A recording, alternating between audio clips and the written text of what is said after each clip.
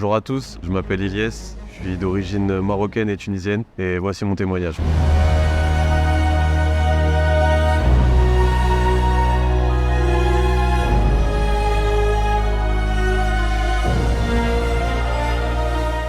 Donc mon témoignage commence dans une famille musulmane. Mon père est d'origine marocaine et ma mère est d'origine tunisienne. J'ai grandi dans un foyer où j'étais l'aîné de cette belle fratrie. J'ai grandi dans l'amour, dans la joie et dans les petites difficultés qu'on peut tous connaître. J'ai fait mon bout de chemin petit à petit. J'ai pas été dans l'islam parce qu'on me l'a imposé, c'était vraiment un choix.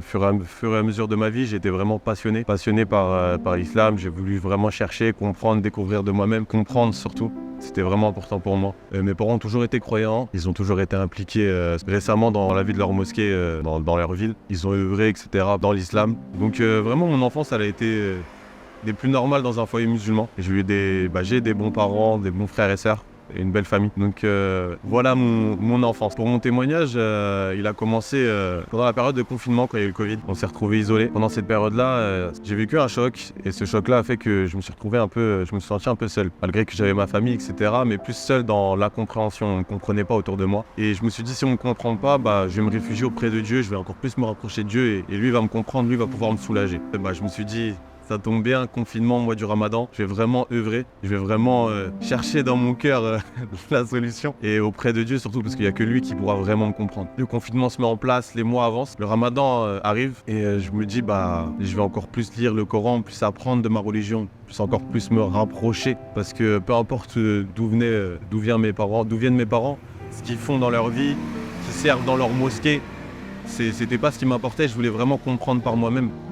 Donc, et pas me calquer sur la foi des gens qui est autour de moi, mais vraiment comprendre ma foi. Donc, confinement, Ramadan, premier jour du Ramadan arrive et je me mets sur mon tapis de prière, faire ma prière et je commence à pleurer. Et en fait, je m'effondre en larmes. Et intérieurement, je ressens « et si l'islam, c'était pas la vérité ?» Et cette phrase-là, elle m'a détruite. Elle m'a détruite parce que moi qui était passionné, qui est passionné de Dieu, moi qui savais où j'allais, pourquoi j'allais, en voulant plus découvrir ma foi, je ressens ça et je me suis dit pas possible, ce doute-là il peut pas exister dans mon cœur et je vous raconte ça vraiment sans jugement, sans vouloir montrer une différence en étant où je pointe du doigt, etc. C'est vraiment pas mon but là, c'est vraiment pour vous raconter mon histoire et mon parcours. Quand j'ai ressenti cette phrase-là, c'était une grande peine et je me suis vraiment effondré en larmes. Je me suis forcé à finir ma prière et je suis parti dans ma chambre et là il y a une grosse remise en question. Je me suis dit je peux pas entendre ça, je peux pas vivre ça. Et j'ai commencé à faire beaucoup d'invocations, j'ai beaucoup cherché pour que ça disparaisse tout simplement. Et les mois passent, les jours passent et ce phénomène il se reproduit. Il se reproduit encore et encore. À chaque prière, je repasse par cette case-là où je m'effondre. Autour de moi on peut me dire voilà, ton cœur il est en repentance, t'es en train de te repentir. Et je savais que ma vie elle était pas des plus saines, mais je me sentais pas dans un sentiment de repentance. Je sentais pas que c'était de la repentance que j'étais en train de vivre. Je sentais pas que j'étais en train de me repentir tout simplement. Et du coup je me suis beaucoup posé de questions. Et là j'ai commencé à encore plus méditer le Coran. Tout simplement, la journée, je l'écoutais en audio dans mes oreilles. Et après le soir, je relisais les passages. Et j'apprenais plus. Et je cherchais plus à comprendre. Les mois passent. Les mois passent et défilent. Et je vois que ça part pas. Donc je me dis, bon, j'ai prié, j'ai fait cette part de spirituel, je vais encore plus chercher. Et je vais aller comparer tout simplement parce que l'islam ne nous l'interdit pas. Justement, dans les piliers de la foi, pas les piliers de l'islam, les piliers de la foi, on nous dit de croire aux livres qui ont été envoyés avant le Coran. Donc je vais y aller, je vais y croire et je vais lire et je vais comprendre. Parce que dans le Coran, on nous dit que on ne parle pas que la Bible c'est falsifié, on nous dit juste que les gens du livre ont une mauvaise interprétation. Et du coup, je me dis, je vais aller faire cette interprétation moi-même, en fait. Je vais la trouver et je vais la comprendre. Et en fait, quand je commence à faire mes recherches, à chercher, je tombe sur quelque chose où on n'avait pas parlé comme ça. Je commence à voir une facette de Jésus qui n'est pas la même que dans le Coran. Alors que dans le Coran, c'est un grand prophète. On parle de lui beaucoup et très bien. Et je me dis, mais ce Jésus-là, c'est pas le même. Je comprends pas.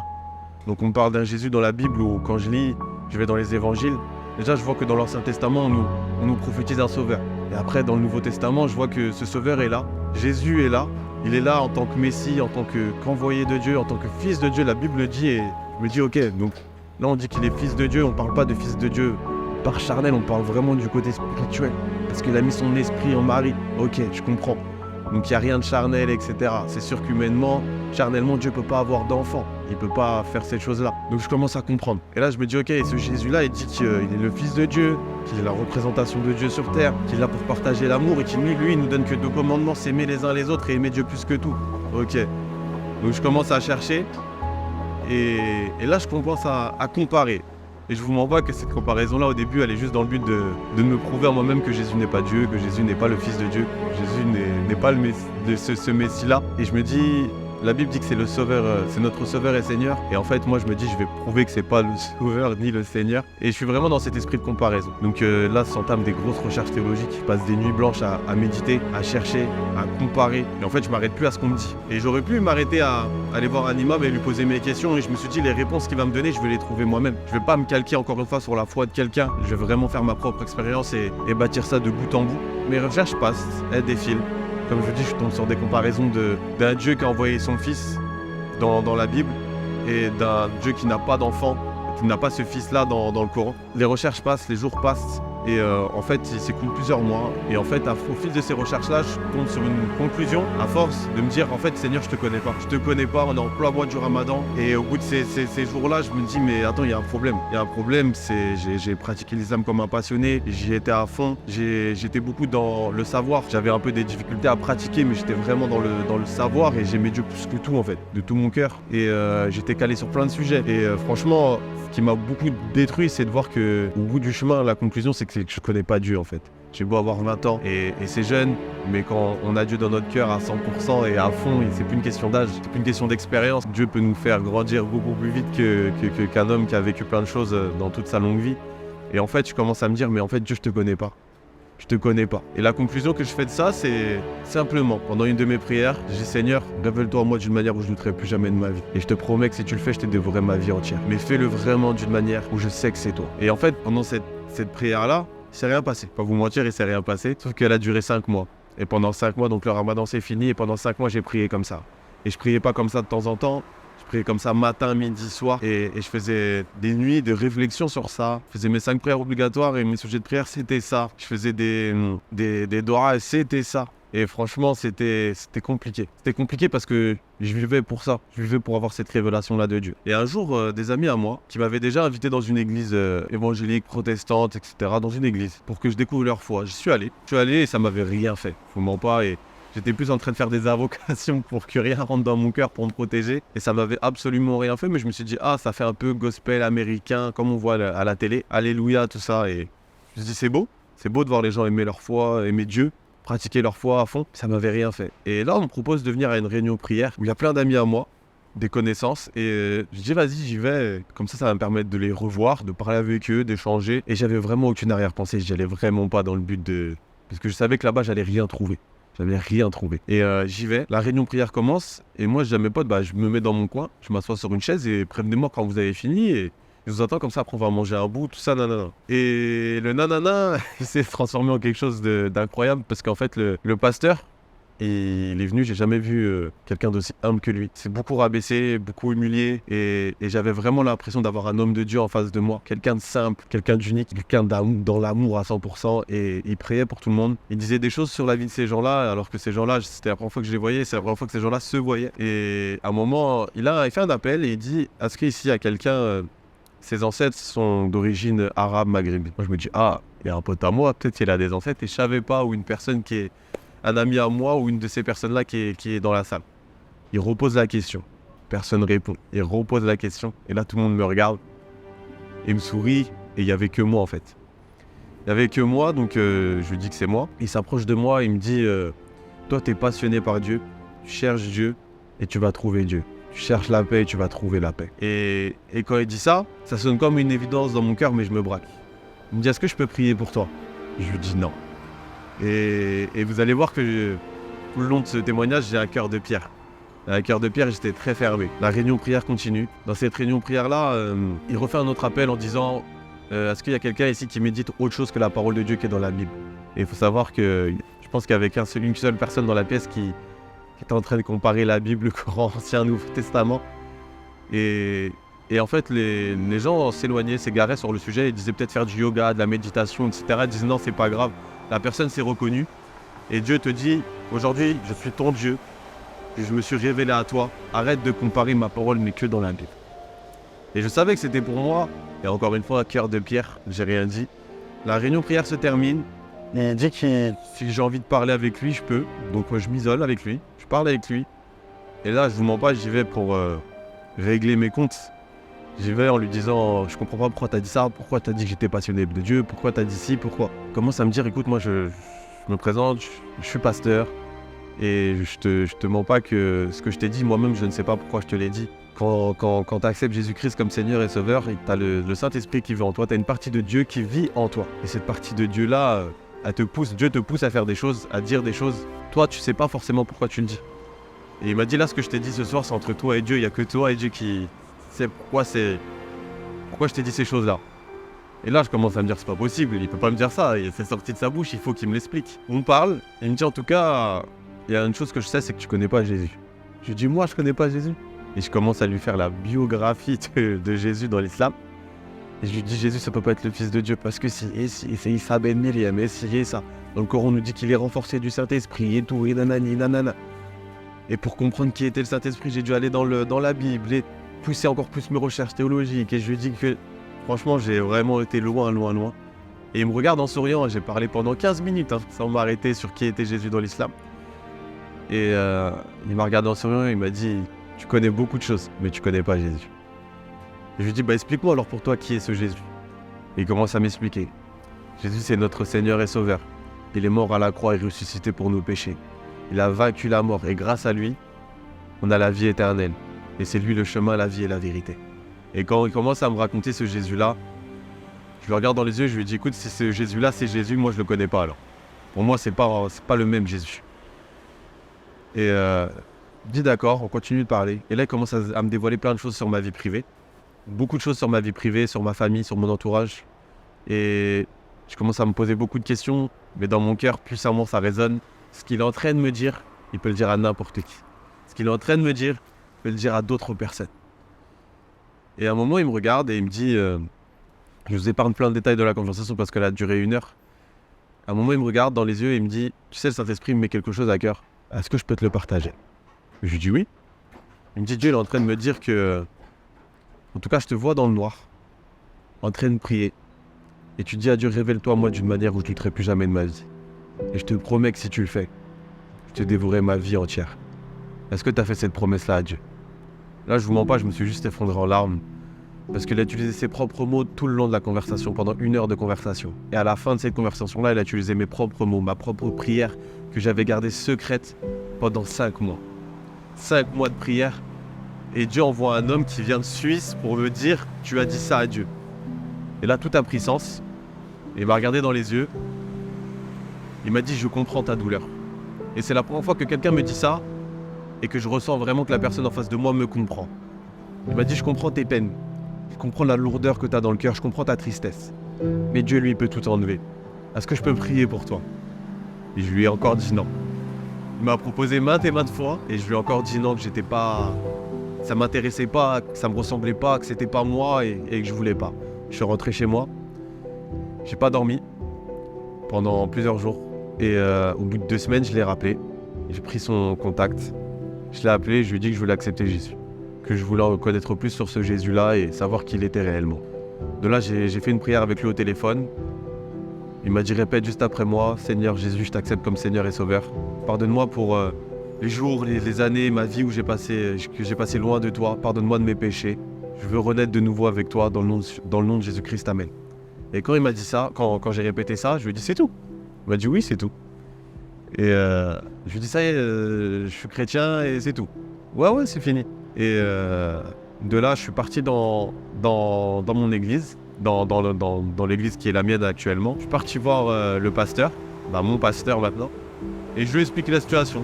Je lui ai dit, on s'était déjà croisés 2-3 fois, et ça y est, quoi, je voulais devenir chrétien. Il m'a dit, ok, il n'y a pas de souci. Il n'y a pas de souci. 2 mois après cette rencontre avec Christ, je me suis baptisé.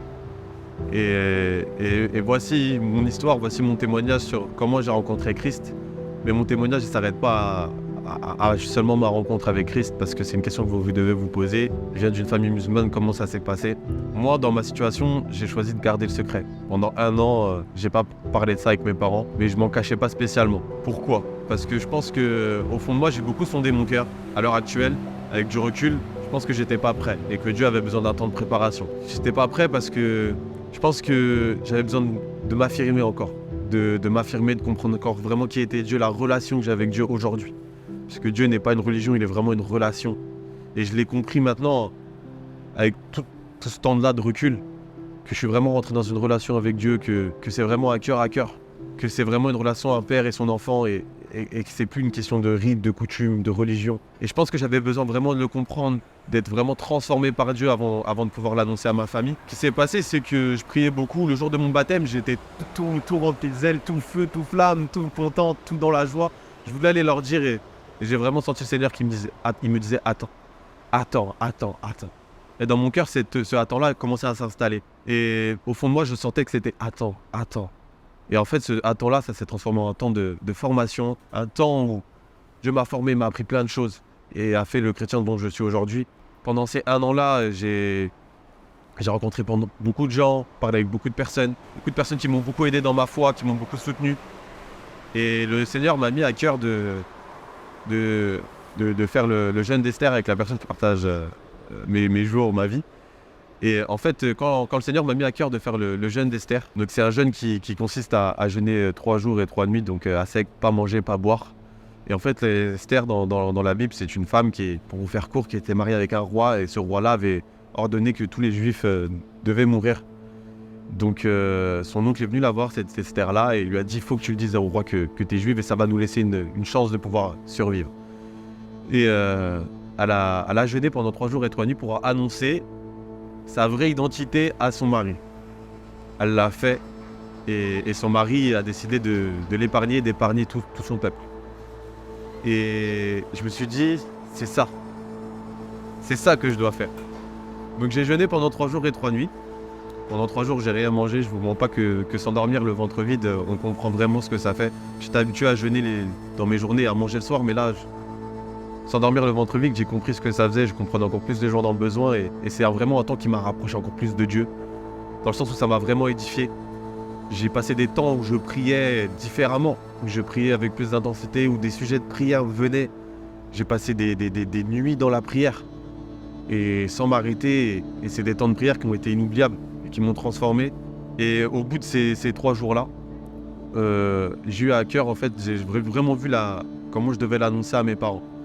Et la manière dont je voulais, moi, l'annoncer à mes parents, c'était totalement différent de ce que j'allais faire de base. Moi, je voulais aller voir ma famille et leur dire, voilà, c'est qui je suis maintenant et j'en suis désolé. J'étais peut-être pas prêt. Dieu m'avait dit, attends. Je vous le dis maintenant et voilà qui je suis. Et en fait, non, c'était dans l'amour que je devais le faire. Cet amour-là que je connaissais, que je pratiquais autour de moi, que je voyais dans la Bible, que je voyais en Jésus.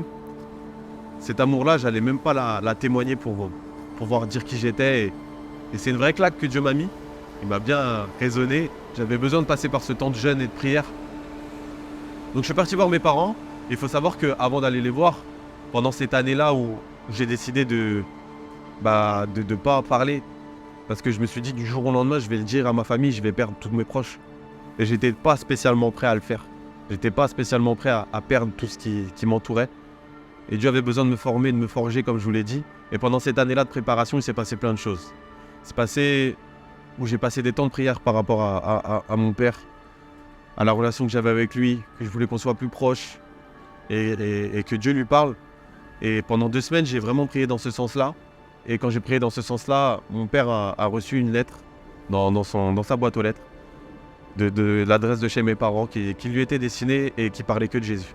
Qui parlait de qui était Jésus, qui parlait de ce que pouvait faire Jésus dans sa vie. Et avec la même prière que moi j'ai faite, cette prière qu'on me dit de foi, de salut. Cette lettre-là, il l'a reçue quand je suis retourné dans mon foyer le week-end. J'ai vu cette lettre-là et j'ai su instantanément que c'était la réponse à mes prières. J'ai dit à Dieu, révèle-toi, montre-moi que tu es au contrôle. Tu me dis, attends, révèle-toi, montre-moi que tu es au contrôle de la situation, je t'en supplie. Et c'est ce qu'il a fait en m'envoyant ce courrier-là.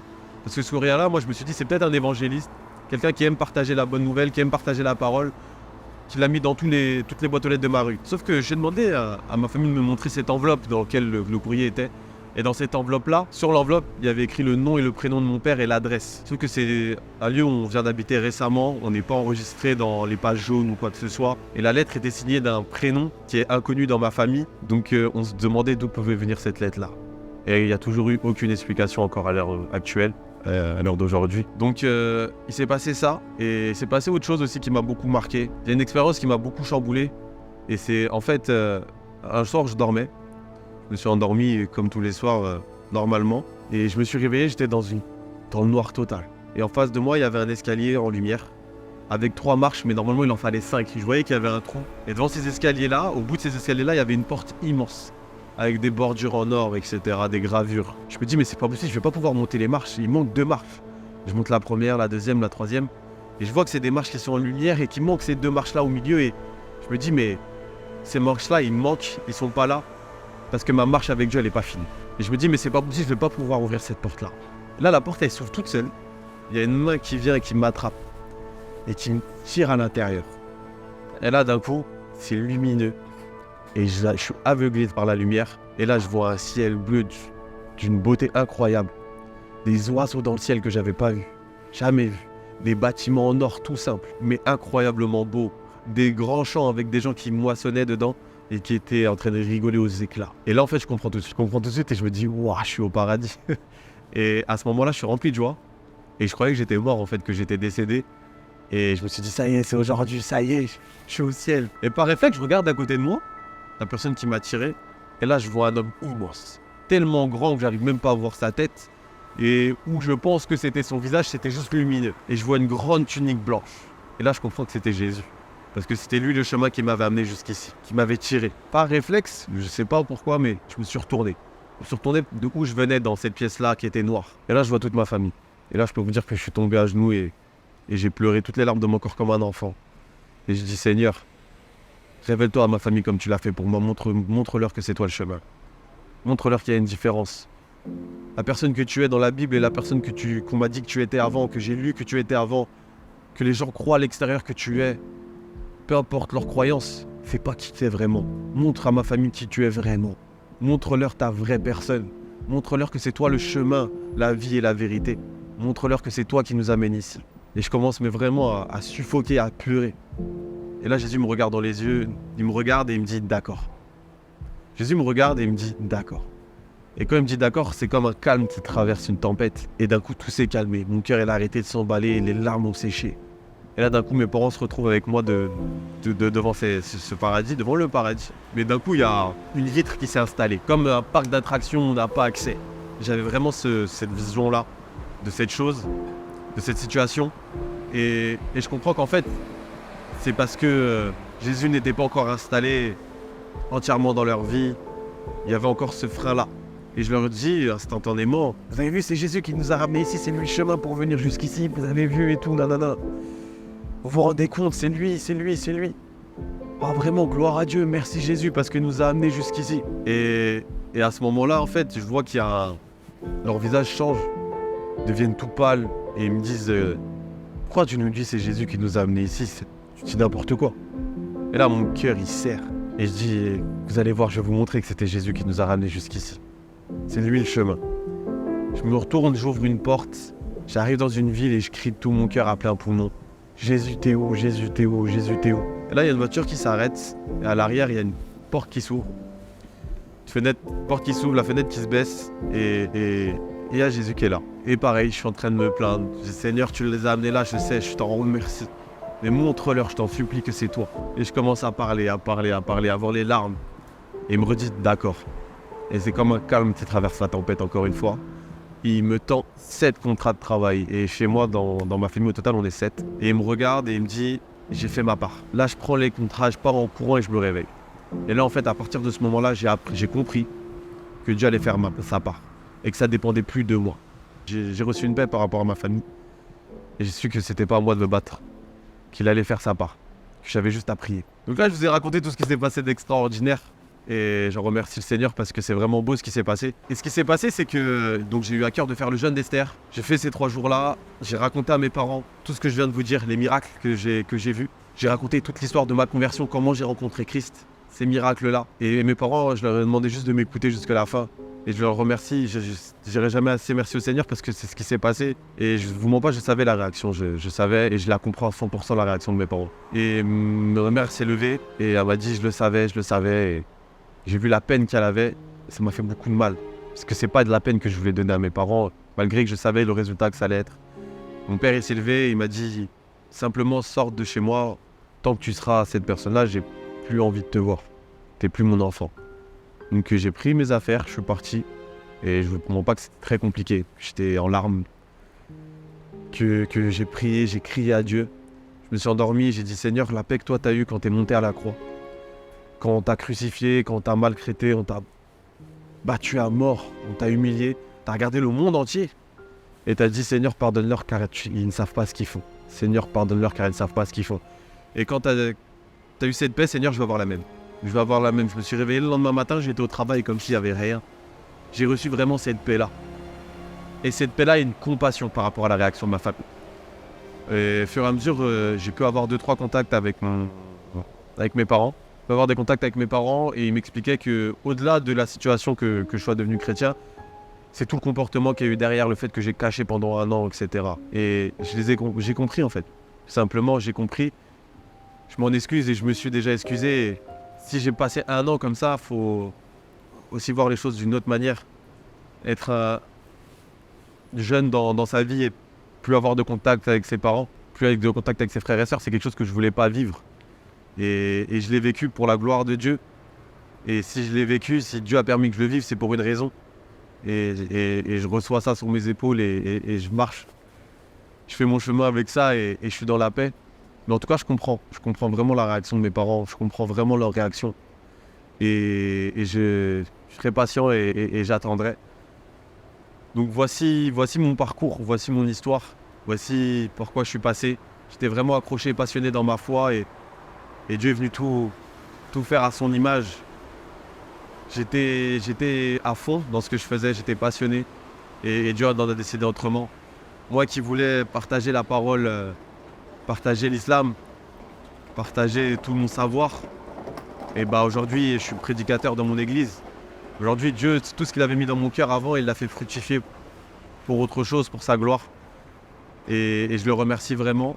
En tout cas, si je peux encourager quelqu'un à travers cette vidéo, parce que c'est vraiment une grâce, je remercierai jamais assez le Seigneur et Oli Productions de me permettre de pouvoir être là devant vous et partager. Mais en tout cas, si je peux encourager quelqu'un, c'est ne reste pas sur ce qu'on t'apprend, ce qu'on te dit, fais tes propres recherches, base pas ta foi sur ce que tu vois, ce que tu entends, base ta foi sur ta relation avec Dieu, sur qui il est et qui peut être dans ta vie. Moi, j'ai fait mes recherches dans le spirituel, dans la théologie. On peut se perdre, mais c'est où est ton cœur qui compte. Où est ton cœur? Est-ce que Dieu existe vraiment et qu'est-ce qu'il a comme plan pour ta vie? Qu'est-ce qu'il a comme plan pour ta famille? Et aujourd'hui, moi, mon histoire, peut-être qu'à tes yeux ou aux yeux de certaines personnes, elle se finit tragiquement.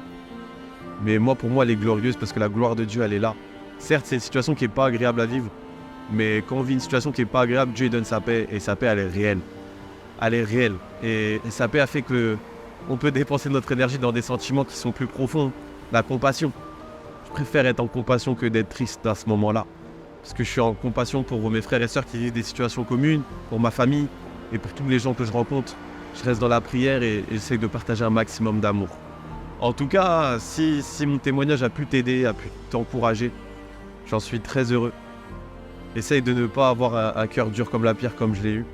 Parce que j'ai pas pu tout vous raconter, mais le Seigneur il m'avait beaucoup parlé à travers beaucoup de personnes.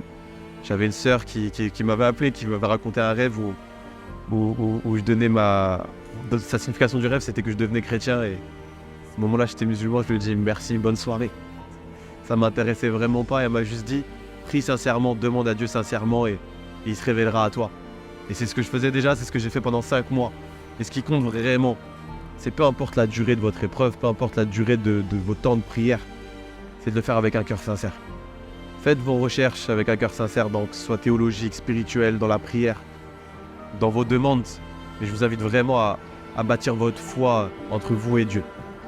Pas entre vous et on m'a dit que. En tout cas, soyez bénis, c'était Ilyes, c'était mon histoire, c'était mon témoignage. Au revoir.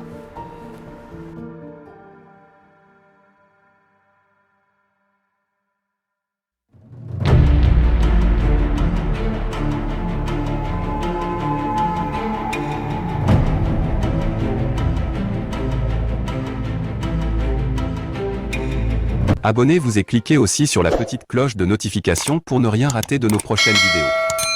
N'oubliez pas de partager aussi la vidéo et de la liker.